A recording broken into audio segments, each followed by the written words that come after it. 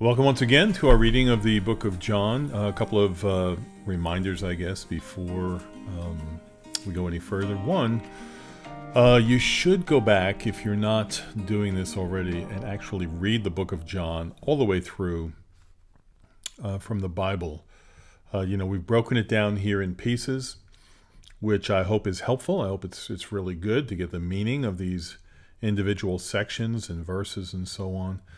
But it takes away from the flow of what's going on. So I'd strongly encourage you, stay with us and go through these episodes that we're creating, but go back and just read John all the way through, and it's all going to come together in that way. Secondly, if you're tuning in for the first time, we're in day 49 today, so 48 previous episodes that you have not listened to. I encourage you to go back to episode 1 and walk your way through. Each one is, some of them are 5 minutes long, some are 10 minutes long, but they're not long, and you can do one a day fairly easily and give it a lot of thought. Okay, we are in day 49. It's going to be chapter 16 today. Verses 16 through 33. Let me read. It's a good chunk here. Jesus, still speaking, says to his disciples, "A little while and you'll see me no longer, and again a little while and you will see me." So some of the disciples said to one another, "What is this that he says to us, 'A little while and you will not see me, and again in a little while you will see me'? And because I am going to the Father." So they were saying, "What does he mean by a little while? We do not know what he's talking about." Jesus knew that they wanted to ask him, so he said to them, "Is this what you're asking yourselves, what I meant by saying, 'A little while and you will not see me,' and again, 'A little while and you will see me'?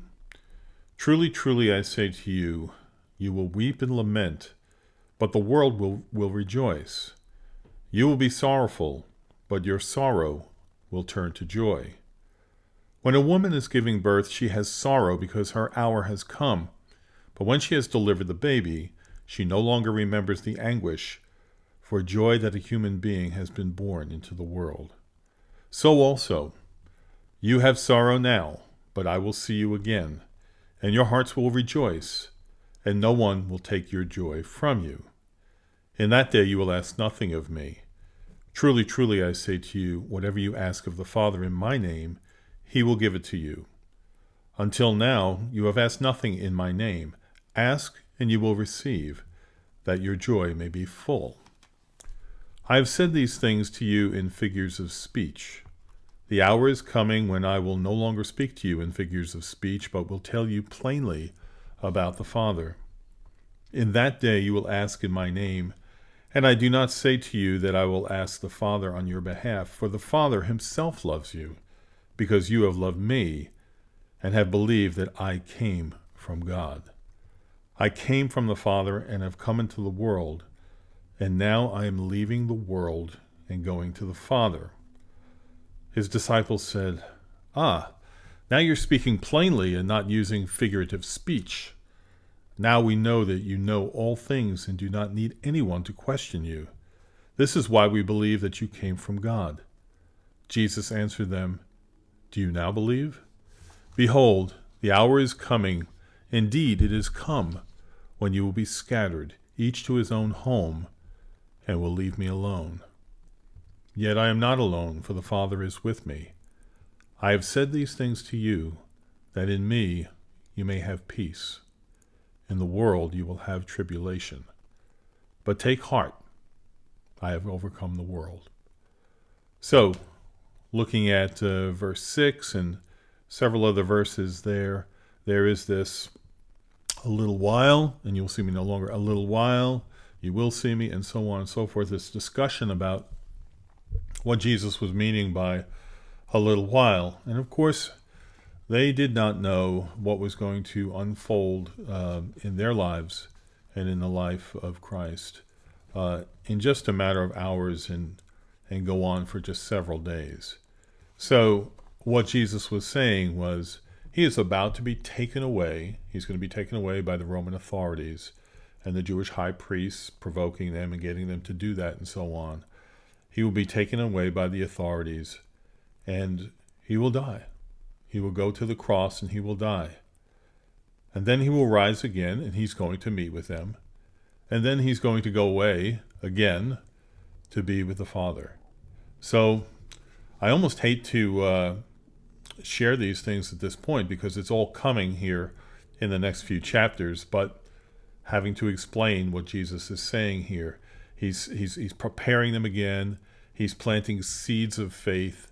He's showing them that they don't realize it now, but in a few days they will realize that everything, including his comments about being killed, laying down his life and so on, things that they couldn't understand, probably didn't even want to understand. They got snippets of it, but they didn't understand the whole thing. It's all going to come together now within these next few days. He says in verse 20, "Truly, truly, I say to you, you will weep and lament, but the world will rejoice. You will be sorrowful, but your sorrow will turn into joy." So here they are with the man they love, the God-man, Jesus Christ. His disciples are with him. He's been with him for several years now, listening to him, eating with him, moving through the country, seeing what he does, so on and so forth. And him, Jesus, loving them and them learning to love Jesus. And they will soon see him hanging, nailed to a cross, dying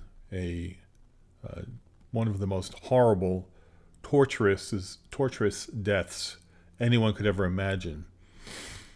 And they will weep and lament. They will be confused. They will be disappointed. They will wonder if anything that Jesus had said for the past 3 years, was it true? Is he who he really said he was? And while they are weeping and lamenting and going through this grief process and confusion and so on, Jesus says the world will rejoice.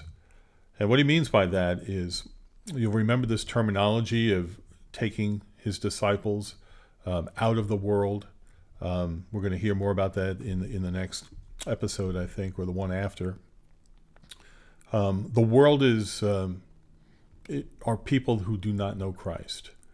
It's the people who do not love God. It is the people who do not care to obey God in anything. They go about their own way. They really follow the ways of Satan in this world. That's the world. And when they see Jesus die on that cross, they're going to love it. They're going to rejoice. Verse 21, Jesus uses just a fabulous word picture. Another one of these pictures that we get with words that we've gotten about wheat and grapes and branches and bread and all of these things all the way through. He gives this one. He says, "When a woman is giving birth, she has sorrow because her hour has come. But when she's delivered the baby, she no longer remembers the anguish." Of course, right. I mean, there's all of that pain and suffering that a woman goes through just prior to giving birth to the child. The process is excruciating. But within a matter of probably seconds, when that baby is born and that child is handed to the mother, the remembrance of that pain not literally goes away. They remember it. But in the sense that that is not something that they're focused on at all. Now it's all joy. So also you have sorrow now, but I will see you again, and your hearts will rejoice, and no one will take that joy from you. He says, "In that day you will ask nothing of me. Truly, truly, I say to you, whatever you ask in my Father's name, he will give it to you. Until now you have asked nothing in my name. Ask and you will receive, that your joy may be full." And we've talked about this, praying to God and asking him for, as Jesus says elsewhere, ask anything. Here he says, whatever you ask. And what the meaning is of that. So I won't go back into that here again. And then finally he says, behold, the hour is coming. Indeed, it's coming. It's here. When you will be scattered, each to his own home, and will leave me alone. Yet I'm not alone, for the Father is with me. I have said these things to you, that in me you may have peace. In the world you will have tribulation. But take heart. I have overcome the world. So very soon the Roman soldiers will come and arrest Jesus. And instead of his disciples staying with Jesus, they will quickly, as he says, scatter, because they're going to fear for their lives. It's at times like this where we need our closest friends to stand by us.